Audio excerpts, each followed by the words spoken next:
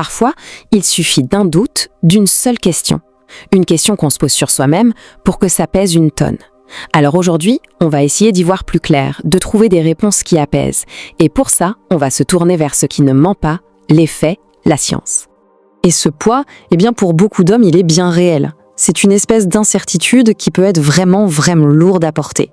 C'est le genre de pensée qui s'installe tout doucement, en silence, mais qui à la longue peut faire un bruit assourdissant à l'intérieur. Alors, la première chose à faire, c'est de reconnaître ce poids, de se dire « Ok, ce doute existe ». Et surtout, il faut bien comprendre quelque chose d'essentiel. Ce sentiment, on est loin d'être le seul à le ressentir. En fait, c'est une expérience qui est partagée par des milliers, voire des millions de personnes. Et ça nous amène à la question qui est vraiment au cœur de tout ça. Elle est toute simple, elle est directe, mais qu'est-ce qu'elle peut être chargée d'anxiété? C'est vraiment ce doute-là, ce doute fondamental qui est le moteur de tellement d'inquiétudes. Bon, maintenant, mettons ce doute face à la réalité. Et là, les chiffres sont assez incroyables. Près de la moitié des hommes qui se posent cette question, qui s'inquiètent à ce sujet, 45% d'entre eux sont en fait pile dans la norme scientifique. C'est énorme. Ça veut dire qu'il y a un fossé gigantesque entre ce que l'on perçoit, ce que l'on craint et la réalité pure et simple. Alors justement, allons-y. Plongeons dans les faits, les vrais, les données objectives. L'idée ici, c'est simple. On va déconstruire les mythes, un par un. Et notre seul outil pour ça, ce sera la science. C'est le moment de faire le tri et de laisser les idées reçues de côté. Premier chiffre, première vérité scientifique, issue d'études urologiques très poussées. La longueur moyenne, c'est 13,4 cm. Voilà, c'est un fait, une donnée brute, concrète. On est très loin des fantasmes ou de ce qu'on peut voir un peu partout. Et ce n'est pas tout. Il y a un deuxième chiffre tout aussi important, la circonférence moyenne. Et là, on est à 11,5 cm. Ces deux mesures, ensemble, c'est ça la norme scientifique. C'est ça la réalité. Et comme on peut le voir, c'est une réalité qui est souvent bien différente de l'image qu'on s'en fait. Mais bon, au-delà des chiffres qui peuvent paraître un peu froids, il y a des histoires humaines. Prenez celle de Charles, un patient du docteur Mendoza. Le jour où il a appris qu'il était parfaitement dans la moyenne, il s'est effondré, en larmes, mais des larmes de soulagement. Il venait de réaliser qu'il avait perdu 8 ans de sa vie à cause d'une anxiété basée sur un mensonge. L'histoire de Charles, elle est terrible, mais elle nous apprend quelque chose de fondamental.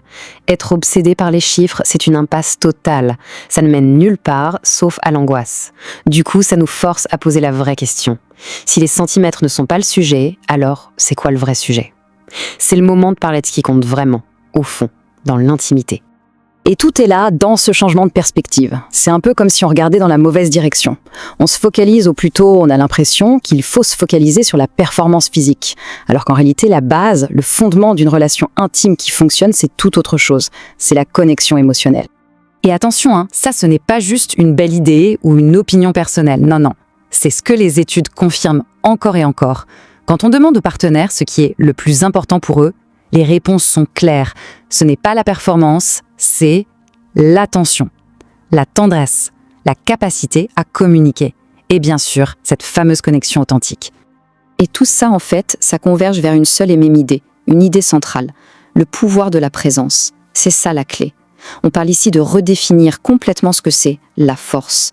Ce n'est pas une performance, c'est une qualité d'être, une manière d'être là. Mais alors, la présence, c'est quoi exactement? C'est la capacité à être pleinement là, ici et maintenant, avec l'autre. Ça veut dire être attentif, être vraiment à l'écoute, être disponible sur le plan émotionnel. Et ça, c'est une qualité qui se travaille, qui se cultive et qui change absolument tout dans une relation. Cette phrase résume tout à la perfection. Ce qui attire, ce qui crée un vrai lien, ce n'est pas l'obsession de la performance. C'est la confiance, la douceur, l'écoute. La vraie séduction, elle est là-dedans. Donc s'il y avait une seule chose, à retenir de tout ça, ce serait ça. Le vrai pouvoir, la vraie force, c'est la présence. C'est une phrase toute simple, mais elle est d'une profondeur incroyable. Et là, on boucle la boucle. On revient au point de départ. Cette règle, cet outil de mesure qui cause tant d'anxiété, c'est tout simplement le mauvais outil. On ne mesure pas la valeur d'une personne avec une règle. Jamais. Et pour finir, juste une question, pour réfléchir. Et si Et si on changeait complètement notre façon de voir les choses? Si on décidait que la vraie force, la véritable puissance, ce n'est pas du tout une question de physique, mais plutôt une force émotionnelle, une force qui se mesurait à notre capacité à aimer, à écouter et à respecter. Confiance, respect, vérité. Ces trois mots finalement résument tout. La confiance, bâtie sur la vérité des faits, de la science. Et le respect de soi et le respect de l'autre. C'est peut-être ça le chemin vers une façon d'être plus sereine et surtout plus authentique.